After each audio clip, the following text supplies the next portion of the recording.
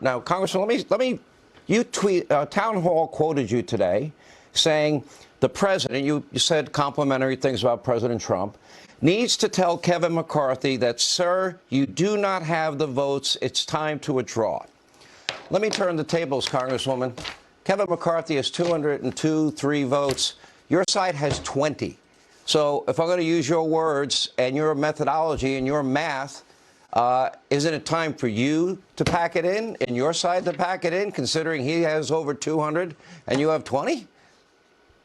Sean, I understand the frustration, I promise you, but I'm not frustrated. You didn't answer my question. And we are hearing from many people who are still voting with Kevin McCarthy, who are very supportive of what we're doing, and they're cheering us on. So there are more for us than are against us, and they are waiting for Kevin to cave. Okay.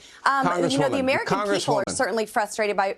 I'm frustrated by you not answering a direct question. You said to President Trump, you said earlier today that President Trump needs to tell Kevin McCarthy, you don't have the votes. We need to come up with a consensus candidate to elect a Speaker of the House. You don't have the votes, and it's time to withdraw.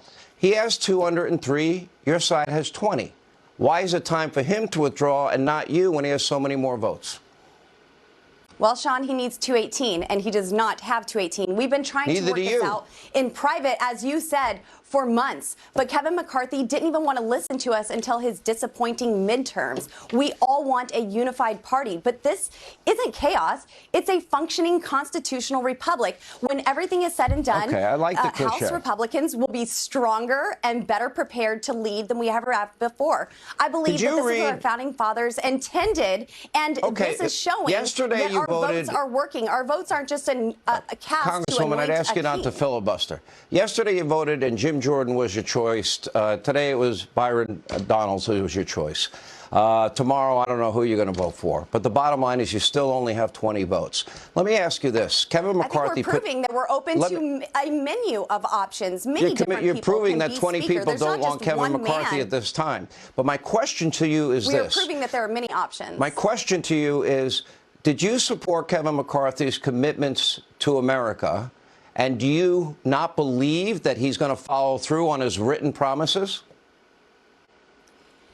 His commitment to America is not as strong as I would like it to be. And we have been working on the rules to change the structure of how Washington, D.C. is run and operated. Sean, you know more than anybody how broken this town is. This is something that we have an opportunity to rebuild, to restructure. Congresswoman, and it takes the right tools and the right leadership to do that. Border security, energy independence, debt reduction, and when earmarks. We asked him to put forward the Texas-built border plan, he refused. And then, well, he's willing to bring back the exact plan that worked under Donald Trump. And then he also has pledged investigations into the FBI and DOJ, the influence peddling of the Biden family, the origins of COVID and Anthony Fauci, the withdrawal from Afghanistan. My question is, right speaker. Do you support... And it's not going to be Kevin McCarthy. Do you support all of those agenda items he promised? Of course I do, but I do not trust Kevin McCarthy at this point to deliver on those promises, especially when I go into good faith negotiations with him, and then he comes out and lies about what those conversations were, saying that members demanded okay, that's your characterization. He's not here to answer. We want... So let me ask you this. He's already apologized to one member in private because he won't apologize to him in public for spreading lies about that meeting. Here's my question. So you and others fought hard for a motion to vacate, with only 5 Republicans able to trigger that motion. Kevin McCarthy didn't want to give it to you, but he did give it to you in the end. To me, that's kind of an insurance policy. Can I finish? But he didn't all the way. He did not. Wait a minute. Sure. He gave you what you asked for. And one of the things that I've been asking people, I'm asking you tonight, who is your final choice for Speaker? And if you can't get more than, let's say, 30 votes, will you follow your own advice that you were asking Donald Trump and withdraw? There are certainly names that are being floated around. And, hey, maybe I should nominate President Donald J. Trump tomorrow. But, Sean, I did watch your show last night. Is this a game show? Like we're going to pick on this motion. We're going to pick Jim Jordan Listen, one day, Donald's the other day, Trump the next day? This motion to vacate, because he did not give us this motion to vacate. I'm showing there's a whole consensus of other candidates. But I'm trying to understand how you're thinking this motion here. to vacate, Sean, you need to understand that Kevin McCarthy did not give us my hard red line. He fought and for this it. is a century-old, no, he did not. No, well, I know that he made the promise. That was written by Thomas Jefferson. I know he made the promise since because 1837 with 5 members, Sean, with 5 members, not that's one right, member 5. to offer the motion to vacate. So and my question is this: Nancy Pelosi's you haven't answered my question. So if you have.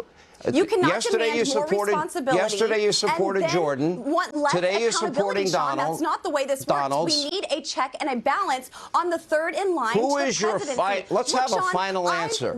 Who do you want to be Speaker of the House? Maybe that's for the conference to decide. We need to come together. Who do you want? I'm asking who you want. What does it look like life after Kevin? We need to find somebody who can actually unify the Republican Party. I have offered plenty of names. Let some other folks start offering there other are 203 people, and you have 20. I respect the 20 of you. I respect all of you. But I'm asking you, based on your own words, you as well. Who is your final? Let's have a final answer. Who do you want? Who will you only support to be Speaker? It's not that hard. I am willing to have conversations with the Republican conference to come up with a consensus candidate. We are offering people right now. It doesn't have to be a member of the Freedom Caucus. It doesn't even have to be a solid conservative. By the way, but we have more than to have half those the Freedom tools Caucus in place. supports McCarthy. So you don't even have a name. Because and we're now going into day 3. Are afraid when you are threatened by committee chairmen to not be placed by steering members. Right, let me ask a final question. If your final candidate on a committee, and then Kevin McCarthy affirms that, that's a scary place to be. We are here to legislate. We are here to get the country back on track. And when you have people making threats like that, it's difficult to make that decision. But we are going to get there. I am fine doing this. We're in day 2. It's okay. The government isn't spending money, sending it to Ukraine, so the American taxpayers are certainly winning. Politically, Congresswoman, you and I agree on most things. We don't disagree on many things. Yes, we do, Sean. And I do have respect for you. And I believe that history will show that I'm on the right side of this, Sean. Well, you can believe you're in your position, but I'm using your words. You said to President Trump, you said, we're very clear. He doesn't have 218, so you need to ask him to withdraw. If by Friday, you and your group of 20 don't have a name with 30 votes, is it time for you to withdraw? And if not, why do you support a double standard? Last question. Kevin McCarthy does not have 218 votes. Kevin McCarthy will not be Speaker. And you have 20.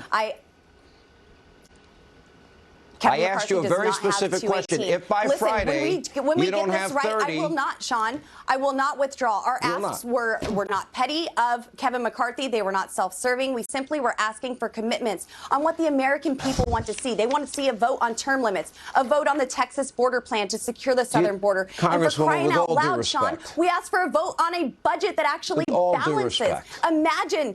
Imagine a Congress that stops spending money that we don't have. We are going to get this right, and we are going to get the right Speaker, Sean. If you only have 30, to be clear, you will not withdraw. 30 is going to be a beautiful number to reach. But you're telling Kevin McCarthy and the 203 people that support him to withdraw because they don't have 218. That's what you're saying. Look, it's obvious by tonight's motion to adjourn that Kevin McCarthy and his supporters are already getting voter fatigue. And I asked you a simple question, Congresswoman. I feel like I'm getting a liberal I'm not going answer to support from a Kevin liberal. McCarthy, Sean. Okay, so even if you only have 30 votes, Kevin McCarthy, you will not abide by what you told President Trump to abide by. Which I don't believe I will be. I feel like we've made progress. Look, I love President Trump. You're not going to turn me on him. You're not going to pit him against me. Not trying to pit him against you. That's what you said to him. And I am standing. I have seen the broken trust. I have seen the lack of accountability. Well, we are getting phone calls saying that we need to stop this. Kevin does not have the votes for Speaker. Period. We need to find a consensus candidate, get this right, and get our country back on track. Thanks so much, Sean. Appreciate it. All right.